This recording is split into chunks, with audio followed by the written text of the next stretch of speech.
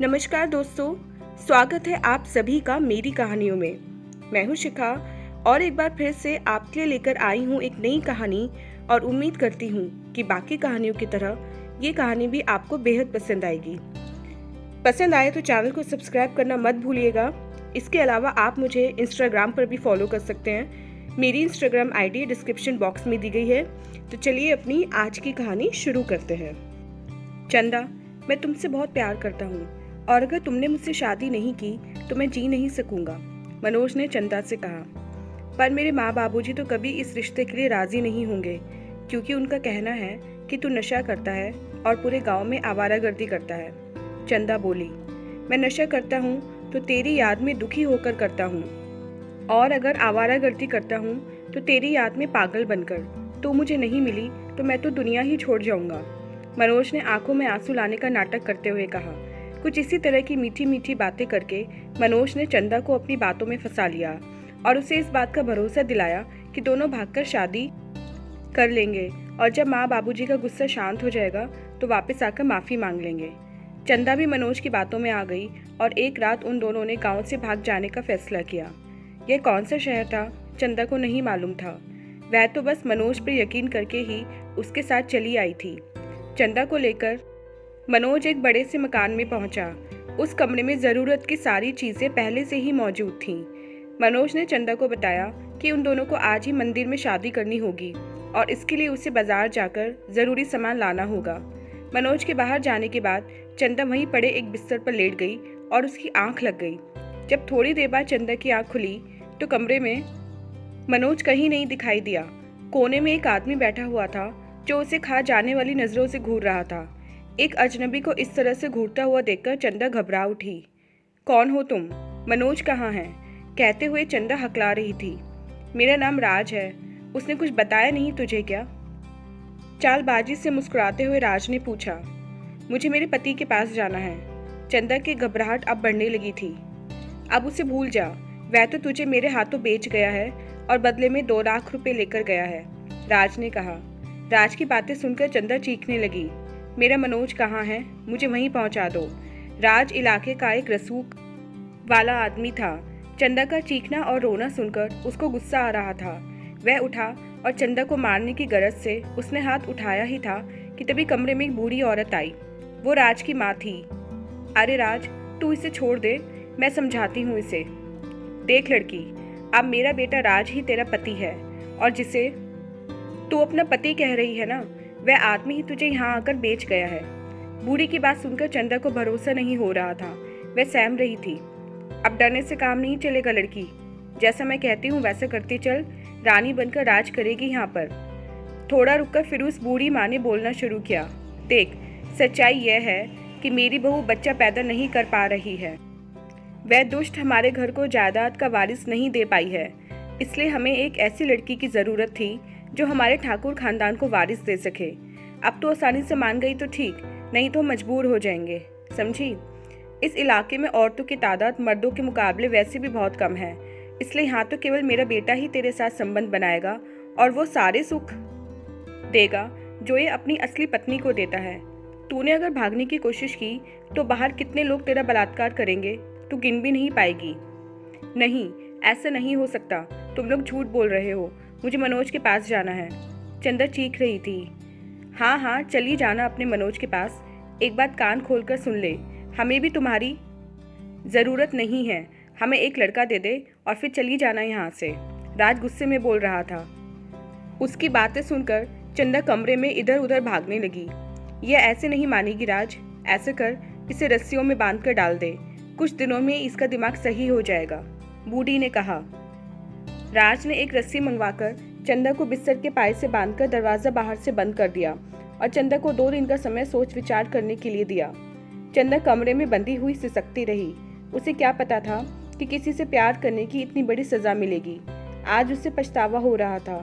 पूरे 24 घंटे हो चुके थे, चंदा ने कुछ भी नहीं खाया था। अचानक कमरे का दरवाजा खुला। चंदा किसी के आने की बात सोचकर अंदर तक दहल गई थी। उसने अपने आप को और भी समेट लिया था।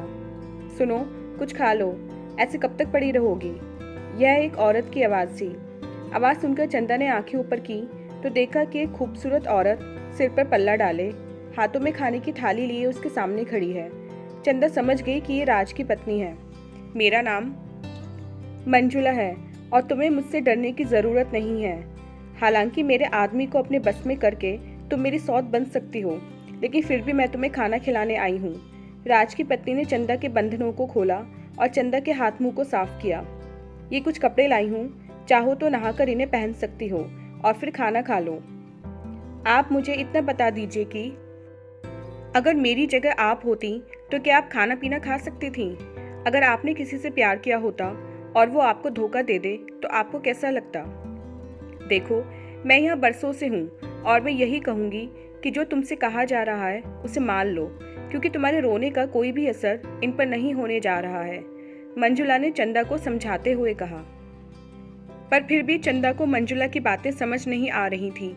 उसे तो लग रहा था कि एक बार अगर वह यहाँ से भागने में कामयाब हो गई तो सीधा अपने गांव जाकर माँ बाबूजी से माफ़ी मांग लेगी, पर शायद यह सब इतना आसान नहीं होने वाला था। कुछ दिन बीतने के बाद राज की माँ फिर से उस कमरे में आई। उनके साथ में राज भी था। सुन लड़की, जाकर नहा धो ले और साज श्रृंगार भी कर ले। वैसे तू श्रृंगार नहीं भी करेगी तो भी कोई असर नहीं पड़ने वाला है। और बेटे राज, तू आखिर किस दिन का इंतजार कर रहा है?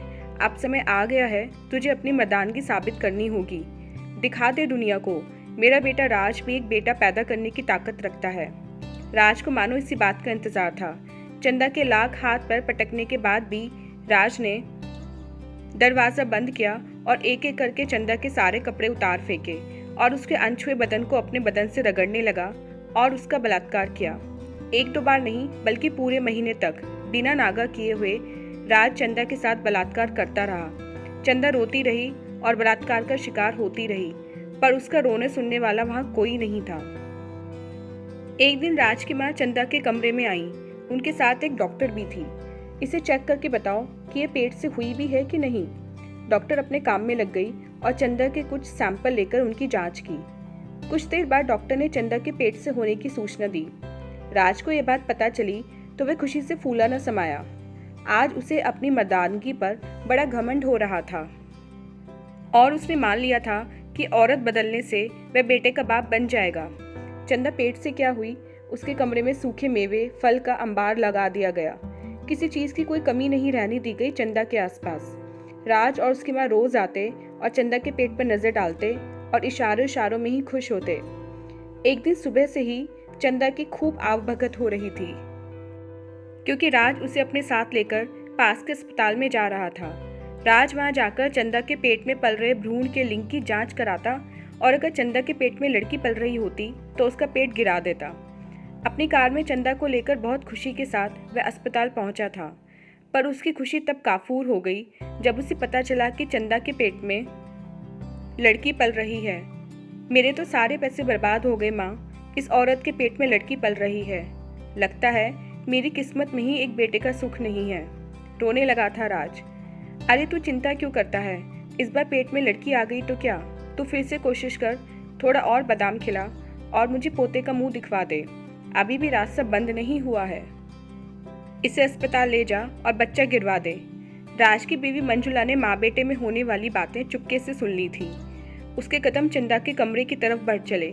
चंदा कमरे में अपने सिर को पैरों में डालकर बैठी थी। उसकी सूनी आंखों में जीवन खत्म होता हुआ सा दिख रहा था। मंजुला चंदा के करीब जाकर उसे पुचकारने लगी। फिर चंदा से बोली, मेरी सास और मेरे पति ने मिलकर मेरा 2 बार बच्चा गिरवाया है। बेटा ना पैदा कर पाने के लिए मुझ पर कितना जुल्म ढाया है इन लोगों ने, वे मैं जानती हूँ। मंजुला की आंखों में भी नमी थी। तो फिर तुमने आवाज़ क्यों नहीं उठाई या फिर तुमने भागने की कोशिश क्यों नहीं की? चंदा ने पूछा। यहाँ से तो भागना मुमकिन नहीं है, क्योंकि आसपास के इलाके में राज के आदमी फैले हुए हैं जो उसके इशारे पर कुछ भी कर सकते हैं। मैंने आवाज़ उठाई तो मुझ पर कई तरह के जुल्म किए गए और जब ये लोग मुझे शहर के एक अस्पताल में मेरा पेट गिरवाने ले गए तब मैं बहाने से वहाँ के टॉयलेट में गई और मैं भागने की जगह तलाशने लगी। वहाँ खिड़की में लगे शीशे को सावधानी से हटाकर बाहर का रास्ता मिल सकता था और मैंने वही किया। पर जैसे ही मैं पास ही बने एक पुलिस चौकी में पहुंचने वाली थी कि मेरे पति राज ने मुझे पकड़ लिया और मारते हुए घर ले आए। तब से लेकर आज तक मैं यहीं कैद होकर रह गई हूँ। ये लोग तुम्हें भी अस्पताल ले जाकर तुम्हारा बच्चा गिरवाने की कोशिश करेंगे। मुमकिन है कि वही अस्पताल हो जहाँ मुझे ले गए थे। तुम टॉयलेट में जाकर खिड़की के शीशे देखना। अगर तुम्हें लगे कि इन्हें हटाकर भागने में मदद मिल सकती है तो तुम वहाँ से भाग जाना, पर मेरी तरह टॉयलेट जाने का बहाना मत बनाना, नहीं तो उन्हें शक हो सकता है। बेहतर होगा कि तुम किसी और बहाने से ऐसी जगह पहुँचो जहाँ से बाहर भाग सको। बस तुम्हारी रिहाई का यही रास्ता है। मंजुला ने चंदा को बताया। मंजुला गलत नहीं थी। कुछ देर बाद ही राज चंदा को लेकर अस्पताल जाने के लिए रवाना हो गया। अस्पताल में चंदा का बच्चा गिरवाया जाना था, पर चंदा सावधान थी। उसने नर्स से उल्टी आने की बात कही। नर्स ने उसे बाथरूम दिखा दिया। ये वही अस्पताल था जहां मंजुला को पहले लाया गया था। अंदर जाकर चंदा ने देखा कि खिड़की के शीशे को हटाकर भागा जा सकता है, पर ऐसा करने में बेहद सावधानी की जरूरत थी। कांच के टूटने की आवाज सुनकर बाहर बैठे राज को किसी भी तरह का शक हो सकता था, पर अपने ऊपर तरह तरह के जुल्मों की शिकार चंदा कोई भी रिस्क उठाने को तैयार थी। उसने शीशे हटाकर खिड़की में इतनी जगह बना ली थी जिसमें से वे बाहर निकल सकती थी। आखिरकार उसकी कोशिश कामयाब हुई और खिड़की से बाहर आकर उसको एक नई ताजगी का एहसास हुआ। बाहर निकलकर चंदा सीधे पुलिस चौकी पहुंची और राज और उसकी मां के खिलाफ रिपोर्ट दर्ज कराई। पुलिस राज के घर पहुंची और राज और उसकी मां को गिरफ्तार कर लिया। पर इंस्पेक्टर साहब, इस बात का क्या सबूत है कि मैंने इस लड़की पर जुल्म किए हैं? इसके पेट में पल रहा बच्चा मेरा ही है। राज तेज आवाज में बोल रहा था। मैं देती हूँ सबूत आपको इंस्पेक्टर साहब। मंजुला सामने से आती दिखाई दी। उसे इस रूप में इस तरह से बात करते हुए देखकर राज का मुंह खुला का खुला रह गया। हाँ, मैं हूँ गवाह चंदा पर हुए हर जुल्म और सितम का, और ना केवल चंदा पर बल्कि मुझ पर भी इन लोगों ने एक लड़के की चाहत में अनगिनत जुल्म किए हैं। गिरफ्तार कर लीजिए इनको। पुलिस ने राज और उसकी मां को गुनाह साबित होने के बाद जेल भेज दिया। उसके बाद पुलिस ने मनोज की खोज शुरू की और जल्द ही पुलिस ने पाया कि मनोज लड़कियों को अपने प्यार के जाल में फंसाकर भगाकर कहीं और ले जाता और बाद में उन्हें बेचने का काम बड़े पेशेवर ढंग से करता था। पुलिस ने मनोज को पकड़ लिया और उसे जेल भेज दिया। प्यार में एक बार धोखा खाने के बाद चंदा ने फिर कभी किसी दूसरे मर्द पर भरोसा नहीं किया। हाँ, मंजुला ने उसकी सौतन से उसकी सहेली बनकर उसका यकीन जिंदगी भर के लिए हासिल कर लिया था। तो दोस्तों, ये थी हमारी आज की कहानी। उम्मीद करती हूँ कहानी आपको पसंद आई होगी। मिलते हैं अपनी नेक्स्ट कहानी के साथ। तब तक के लिए आज्ञा दीजिए। धन्यवाद।